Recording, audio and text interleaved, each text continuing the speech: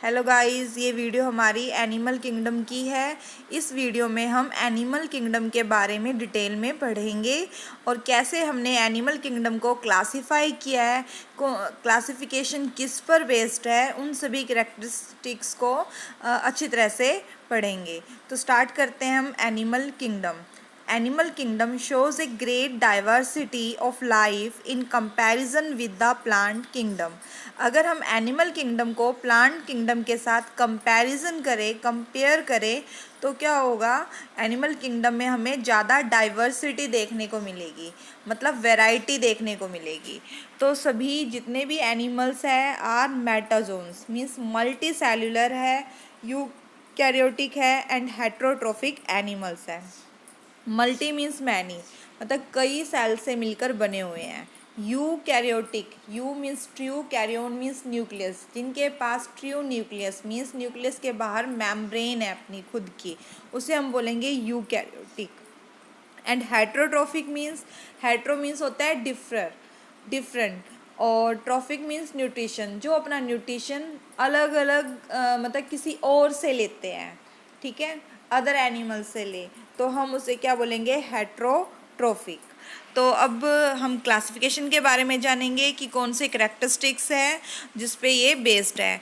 तो फर्स्ट है arrangement of cells, second level of body organisation, फिर आएगा body symmetry, nature of coelom, pattern of digestive, circulatory और reproductive system. तो ये सभी फीचर्स है जिस पर क्लासिफिकेशन बेस्ड है। इन सभी को स्टार्ट करने से पहले हम हैबिटेट के बारे में जानते हैं कि एनिमल्स का हैबिटेट क्या है। तो हैबिटेट मीन्स होता है जहाँ पर वो रहते हैं, वेयर दे लिव। तो हैबिटेट के बेस पे दो कैटेगरी है, फर्स्ट एक्वेटिक, सेकंड है टेरेस्ट्रियल। तो एक्वेटिक क्या होगा, which are found in water, मतलब जो ऑर्गेनिज्म वाटर में मिलते हैं उसे हम क्या बोलेंगे, एक्वेटिक एनिमल्स। और जो लैंड रीजन पे रहते हैं और उसे हम क्या बोलेंगे, टेरेस्ट्रियल एनिमल्स। तो एक्वेटिक में मैरीन वाटर भी आ जाता है और फ्रेश वाटर्स भी आ जाते हैं। कुछ मैरीन वाटर के एग्जांपल हैं फिश, कैनोडर्म्स, आगे करोगे फाइलम तो उसके अंदर आप डिटेल में पढ़ोगे कैनोडर्म्स होते क्या है। और फ्रेश वाटर एनिमल्स हैं, फ्रेश वाटर मीन्स जो पॉन्ड, रिवर, स्ट्रीम्स जो होते हैं इस फ्रेश वाटर में ही आ जाते हैं। तो उसमें एग्जांपल है अमीबा, पैरामीशियम और प्रॉन। अब देखिए, अब जैसे एनिमल्स हैं वो पानी में रह रहे हैं, तो कुछ एनिमल्स तो सरफेस पे देखने को मिलते हैं हमें, कुछ एनिमल्स ऐसे होते हैं जो मिड रीजन में पानी के मिड रीजन में देखने को मिलते हैं, और कुछ होते हैं बिल्कुल फ्लोर पे मिलते हैं, नीचे सतह पर। तो उस हम उनको बोलते क्या हैं, तो उसके बारे में पढ़ेंगे। जो सरफेस पे मिलते हैं उसे हम बोलते हैं जू प्लैंकटन, और जो हमें मिड रीजन में मिल रहे हैं उसे बोलेंगे नेक्टोन, जैसे फिश वगैरह जो होती हैं। और फिर बैंथोस, मतलब जो बैंथिक रीजन, मतलब जो सबसे नीचे जो सी फ्लोर होता है वहाँ पे जो ऑर्गेनिज्म मिलेंगे हम उसे बैंथोस बोलेंगे, और इसका एग्जांपल है स्टारफिश। अब हम टेरेस्ट्रियल की टाइप्स देखते हैं कि एनिमल्स को कैसे हमने डिवाइड, मतलब उनकी टाइप्स, टेरेस्ट्रियल एनिमल्स की टाइप्स, मतलब वो कहाँ रह रहे हैं उसके बेस पे हमने फिर टेरेस्ट्रियल को अगेन डिवाइड किया है। तो अगर वो बरो में रहते हैं, इनसाइड द सॉइल, बिल वगैरह जो है वो बना के रहते हैं, बरो के अंदर रहते हैं, तो हम उसे कहते हैं fossorial animals. Earthworm, snake, rabbit इसका एग्जाम्पल है। अगर जो कोई एनिमल्स ऑन द ट्री पर रहते हैं हम उसे बोलते हैं आर्बोरियल। तो बर्ड्स, मंकीज इसमें आते हैं। फिर आता है स्कैंसोरियल, मतलब जो वॉल, जो दीवार जो होती है उस पर हमें देख मिलते हैं, जो क्लाइम द वॉल, तो उसमें लिजर्ड जो है वो आती हैं। और कुछ एनिमल्स ऐसे हैं जो एयर में दिखाई देते हैं हमें, मतलब हवा में दिखाई देंगे, मतलब ना तो वो बिल्कुल लैंड पे होते हैं, ना तो वो किसी ट्री पे मिलेंगे, तो हम उसे बोलते हैं एरियल एनिमल। इसके अंदर बर्ड्स, बैट्स, इंसेक्ट आते हैं कुछ, और फिर आता है फास्ट रनर जो होते हैं कर्सोरियल एनिमल्स, तो वो हैं हॉर्स, रैबिट और लॉयन। अब हम देखते हैं लेवल ऑफ ऑर्गेनाइजेशन क्या होता है। लेवल ऑफ ऑर्गेनाइजेशन मतलब जो बॉडी है एनिमल्स की वो कितने मतलब उसके अंदर कैसा लेवल है। तो देखिए जो सेल्यूलर से स्टार्ट होता है जो लेवल, मतलब कोई भी ऑर्गेनिज्म होगा वो सेल से मिलके बना हुआ है। जो बेसिक यूनिट होती है बॉडी की ऑर्गेनाइजेशन की तो वो है सेल। तो फर्स्ट जो लेवल होगा वो क्या होगा, सेल्यूलर लेवल। इसके अंदर क्या होगा, सेल्स जो होंगे वो एग्रीगेट हो जाएंगे। ठीक है, इसकी इस सेल्यूलर लेवल में कोई भी सेल्स में कोऑर्डिनेशन नहीं दिखाई देगा। मतलब सेल्स जो है, सेल्स तो मल्टी सेल्यूलर है, मतलब एक सेल नहीं है उसमें बहुत सारे सेल्स प्रेजेंट है, बट सबका फंक्शन अलग अलग है, इसलिए है नो कोऑर्डिनेशन। तो वो अगर इनके अंदर कोऑर्डिनेशन होता तो वो टिश्यू में कन्वर्ट हो जाते। पर सेलुलर लेवल ऑर्गेनाइजेशन अगर किसी फाइलम में है तो वो उनमें कोऑर्डिनेशन देखने को नहीं मिलेगा। Individual cells are capable of performing specific function, मतलब अलग अलग सेल्स का अपना अपना अलग अलग स्पेसिफिक फंक्शंस होगा। तो इसका एग्जांपल है स्पंज। फिर आता है टिश्यू लेवल। तो इसमें क्या है, जो सेल्स है वो एग्रीगेट होके टिश्यू में कन्वर्ट हो गया है। मतलब जो टिश्यू जो सेल्स बने हैं उनका सभी सेल्स का फंक्शन भी एक होगा और ओरिजिन पॉइंट जो है वो भी एक ही सेम वही रहेगा। तो इसका एग्जांपल है सिलेंट्रेट्स, हाइड्रा। फिर आता है ऑर्गन लेवल। जो टिश्यू जो है वो अब इकट्ठे होकर ऑर्गन्स में कन्वर्ट हो रहे हैं। Tissue are group together to form organ और each organ is assigned to execute specific function, और सभी ऑर्गन्स का अपना अपना फंक्शन है। तो उसे एग्जांपल है प्लेटी हेलमिंथेस और हायर फाइला। इससे आगे जो फाइलम आएंगे वो सब वो ऑर्गन उनके अंदर ऑर्गन लेवल देखने को मिलेगा।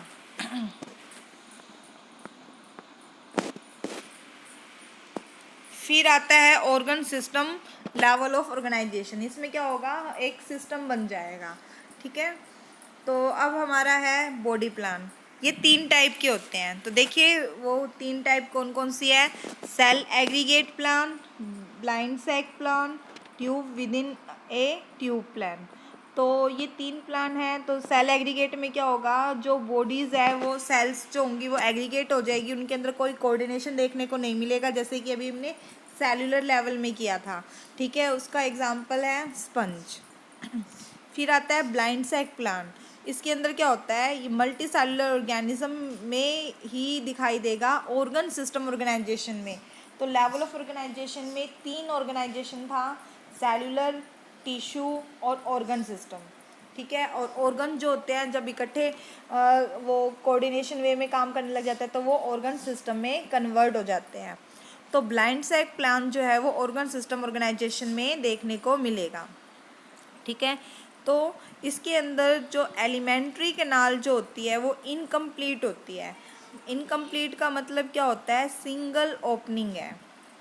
ठीक है, जिसके अंदर या एक्ट एज ए बोथ, मतलब एक ही पार्ट जो होगा वो भाई माउथ और एनस दोनों का काम करेगा। मतलब कोई चीज़ इंजेस्ट करनी है, इनटेक करनी है तो वो भी एक वही पोर्शन करेगा, और आउट करना है उस चीज़ को तो वो भी वही पोर्शन करेगा। मतलब सिंगल ओपनिंग होगी इजेशन और इंजेशन के लिए। तो इसका एग्जांपल है फ्लैटवर्म, फेसियोला जो है इसका साइंटिफिक नेम।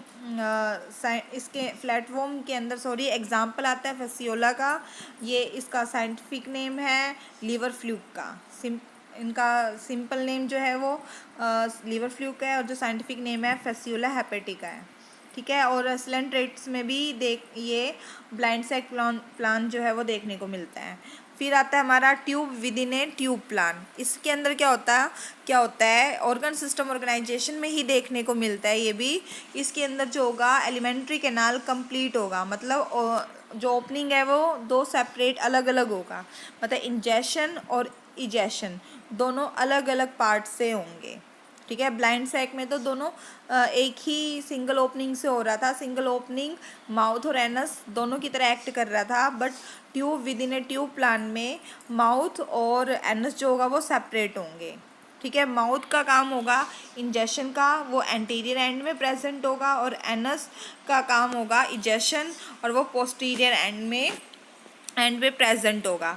फिर जो ये है दो टाइप का है, प्रोटोस्टोमस और ड्यूटेरोस्टोमस। इसमें क्या होता है, देखो, जब सेल्स डिवाइड हो, जब फ्यूज़न होता है, फ्यूज़न के बाद जाइगोट बनता है, जाइगोट फिर जब डिवाइड होता है तो एम्ब्रियो बनता है।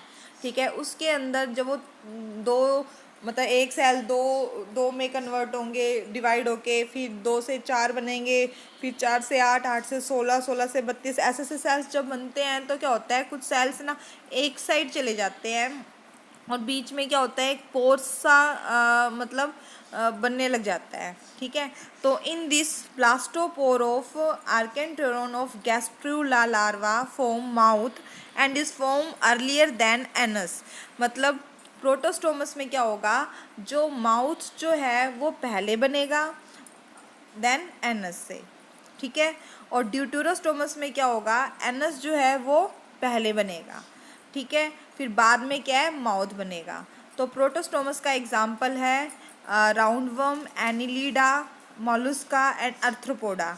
और ड्यूटेरोस्टोमस का एग्जाम्पल है एकाइनोडर्म एंड कॉर्डेट्स। ठीक है, कॉर्डेट्स में क्या हो रहा है, एनस जो है वो पहले बन रहा है देन माउथ। अब यहाँ पे देखिए, ये ट्यूब प्लान दिखा रखा है, एक कंप्लीट ट्यूब सी। ठीक है, माउथ एक पोर्शन और जो दूसरा पोर्शन क्या है, एंटीरियर पोर्शन पे माउथ और पोस्टीरियर पोर्शन पे एनस प्रेजेंट है। अब है डाइजेस्टिव सिस्टम। तो देखिए, in animal the mouth, tongue, teeth, salivary gland, pharynx, oesophagus, stomach, small intestine, large intestine, liver, gall bladder, bile duct, pancreas, ये सभी मिलकर क्या बनाते हैं, डाइजेस्टिव सिस्टम बनाते हैं। ये भी दो टाइप का है। ठीक है, एक इनकम्प्लीट और दूसरा है कंप्लीट। अभी हमने जो बॉडी प्लान किया था उसके अंदर ब्लाइंड सैक प्लान जो किया था हमने, उसके अंदर क्या था, सिंगल ओपनिंग थी। ठीक है, तो जो जिनके अंदर सिंगल ओपनिंग प्रेजेंट होती है तो उसमें क्या होगा, डाइजेस्टिव सिस्टम इनकम्प्लीट कहलाएगा। ठीक है, तो इनकम्प्लीट क्या है, digestive system has only a single opening to the outside of the body, it act as both anus and the mouth. Example है प्लेटीहेलमिन्थेस और सिलेंट्रेट्स। फिर जब हमने उसके बाद tube within a tube plan जो किया है उसके अंदर क्या था, एनस और माउथ दोनों ही प्रेजेंट है और दो अलग अलग ओपनिंग है, जिसके अंदर दो सेपरेट ओपनिंग होती है, तो डाइजेस्टिव सिस्टम कैसा कहलाएगा, कंप्लीट। इसका एग्जांपल हम खुद है ह्यूमन बीइंग। अब हमारा नेक्स्ट है सर्कुलेटरी सिस्टम। ठीक है, सर्कुलेटरी सिस्टम में क्या होता है, तो ये भी दो टाइप का है, ओपन एंड क्लोज। अगर blood pump out of the heart and the tissue are bathed in it, मतलब डायरेक्ट पंप करता है तो हम उसे बोलेंगे ओपन टाइप। आर्थ्रोपोडा और मोलस्का इसका एग्जाम्पल है। और क्लोज टाइप में क्या होगा, अगर ब्लड जो है ब्लड वेसल्स के अंदर से फ्लो हो रहा है, ठीक है, तो हम उसे बोलेंगे क्लोज टाइप। तो इसके अंदर कई इन्वर्टिब्रेट्स भी आते हैं और सभी वर्टिब्रेट्स आएंगे, तो हमारे अंदर जो सर्कुलेटरी सिस्टम है वो क्लोज टाइप है। तो blood flow inside blood vessels of varying diameter, मतलब आर्टरी, वेन्स, कैपिलरी से ब्लड फ्लो करेगा उसके अंदर without coming in direct contact with body cells, मतलब डायरेक्ट कॉन्टैक्ट में नहीं आएगा, इस आर्टरी और वेसल्स के थ्रू जो है वो फ्लो करेंगे। अब आता है सिमिट्री। तो arrangement of body parts on the side of the mean median axis of the body, मतलब मेन मीडियन एक्सिस के साइड में जो अरेंजमेंट है बॉडी पार्ट्स का, हम उसे सिमिट्री बोलते हैं। तो ये हैकल ने इसके बारे में कुछ आइडियाज़ दिया था। तो जो सिमिट्री है वो मेनली 3 टाइप की है। एक तो है एसिमिट्री, इसमें क्या होगा, मतलब जो बॉडी जो है वो डिवाइड नहीं होगी टू इक्वल हाफ में।